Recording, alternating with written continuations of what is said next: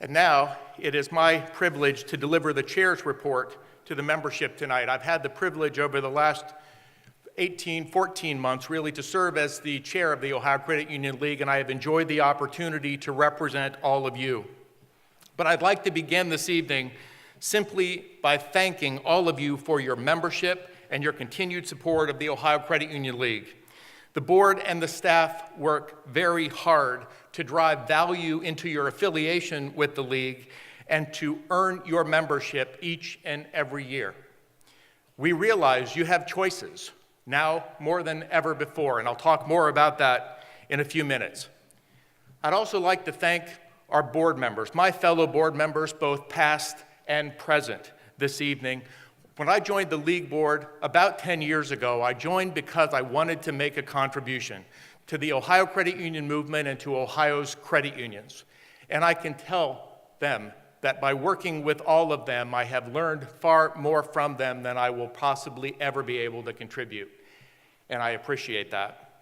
I also want to take this opportunity to recognize and thank the League staff for their incredibly hard work on our behalf. They represent our interests diligently, and they work hard to make the environment here in Ohio a better place for us all to be credit unions.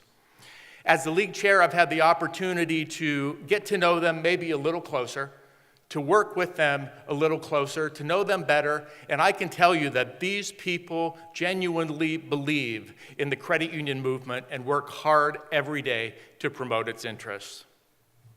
So, when all of these things come together, this membership and engagement on your end, bold leadership from the board, and the hard work of the staff, then this great collaboration happens.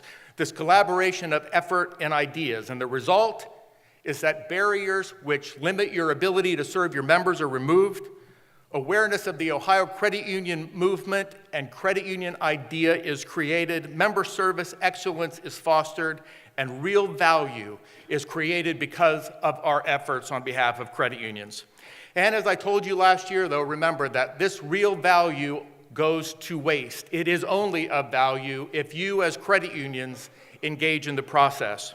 And I also challenged each and every one of you last year to adopt a posture of determined engagement in your credit unions.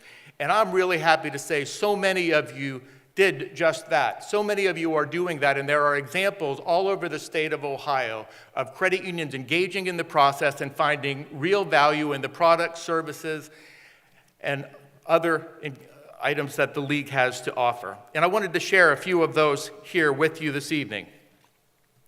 Credit unions are finding value in the compliance services that are offered through the League, through the hotline, through the compliance hotline and the League info site. Credit unions are making record number of calls to our compliance hotline, and there are more info site logins than ever before.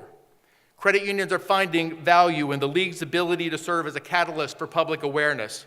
I want to shout out the Topmark Federal Credit Union, $29 million credit union, but they participated in a media luncheon arranged by the League, and that generated 2 articles which were published in the local paper on critical financial topics such as data security and credit union growth trends.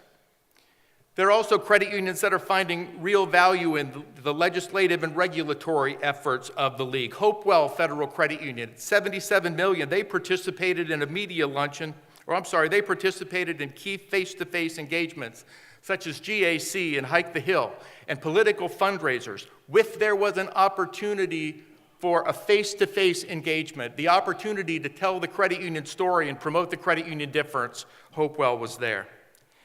And there are credit unions that are finding value in the business services that are offered through the League. And I want to thank Superior Credit Union at $572 million for optimizing its relationship with the OCUL Services Corporation by joining the shared branching network, utilizing member close to streamline second mortgage processing, and collaborating new ways to uncover ways to serve small business members. All over the state of Ohio, there are great examples of engagement. And that's not all. Over the state of Ohio now, we have 16 credit unions that have agreed to participate in the MAP program, the Member Activation Program. 16, it's not enough, but it's a start. We have record numbers of credit unions participating in events like Hike the Hill and the CUNA GAC. Our Political Action Committee last year reached record levels in fundraising. Our foundation is continuing to achieve success in both contributions with grants that are made back to credit unions, and they have even been able to build their endowment to ensure their viability and success in years to come.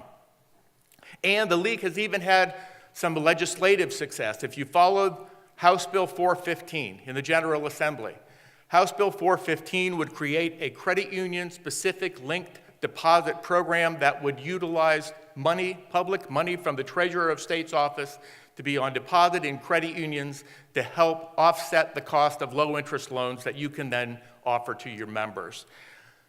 We're only halfway through the process, but that bill passed to the Ohio House at a vote of 81 to 12. We're on the way to the Senate now. It's in committee, and we look for passage of that bill soon. And that will be significant because if it does pass, or should I say when it does pass, that will be the first piece of credit union-specific standalone legislation to pass the General Assembly in years.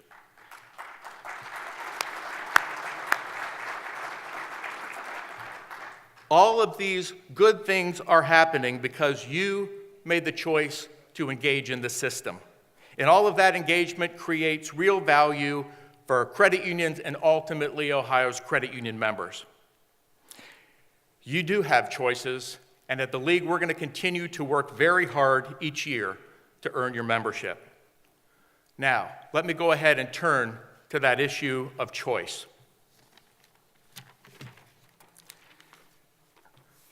You probably heard or read that recently the announcement from the Credit Union National Association that member credit unions overwhelmingly approved changes to the Credit Union National Association's bylaws, which would allow for a system that would eliminate the forced dual membership requirement. It would allow the CUNA board to create a system of membership optionality.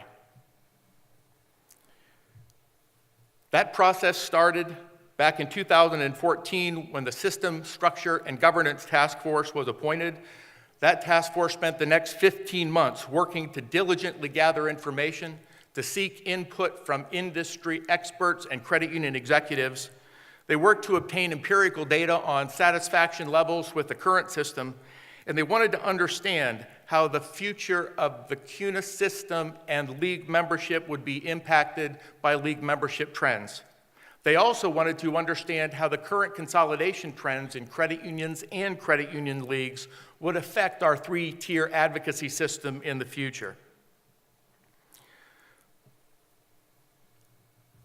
The task force concluded its work, and it made recommendations to the CUNA board in September of 2015. The most significant of those recommendations was to separate the dual membership requirement and recommend that CUNA no longer require League membership in order to belong to CUNA, and that Leagues no longer require membership in CUNA to belong to the League.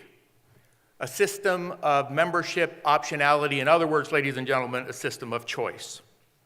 You know what happened next? Those recommendations were presented to the CUNA board in September. They were rejected. You know what happened next. You read about that in the trade press. And there were many opinions and ideas on both sides of that issue. Many people weighed in. And then League credit union or League boards began to weigh in the process. And your League did just that, because you see in this task force report, there were several suggestions that were made for credit union leagues as well. And they primarily were eliminating the dual membership requirement and allowing credit unions to belong to the League and not CUNA, and also to double down on our engagement and be proactive and very deliberate about our advocacy system and engage with the CUNA national three-tiered system more than ever before.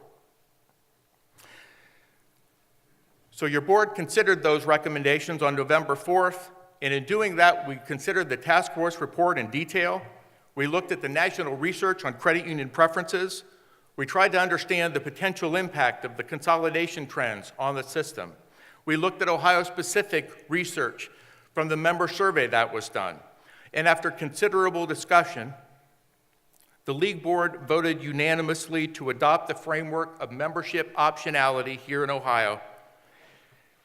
In other words, create a system of choice where members could choose membership in the League only, in CUNA only, in both organizations, or none at all. And your decision would be based on where you perceive real value. And in the system of choice, both CUNA and the League are individually accountable to you for value creation, performance, and results. The League Board realized that changing an 80-year-old system could be disruptive. But in the end, the League Board believed that a system of membership optionality would foster a more inclusive, open system of engagement through voluntary membership, and that a system built on choice presented the strongest long-term framework for credit union engagement in a three-tiered system of advocacy. Some have asked me, are we abandoning or minimizing the importance and the impact of our system, this three-tiered CUNA League credit union system? And my answer to them has been emphatically no. In fact, the Ohio League has been and will continue to be among CUNA's strongest and most committed League partners. And we will work in collaboration with CUNA to earn the membership of Ohio credit unions in both the Ohio League and the National Association. Now, there's one more thing. This task force report also had some suggestions for credit unions as well. And their suggestion for credit unions was this. They suggested that credit unions use the policy of membership optionality both to demand a more responsive League-CUNA system and also to become more engaged in the system and its advocacy. And you can tell where I'm going with this. In the end, ladies and gentlemen, it all comes back to you. You have seen already that your engagement and your participation produces positive results.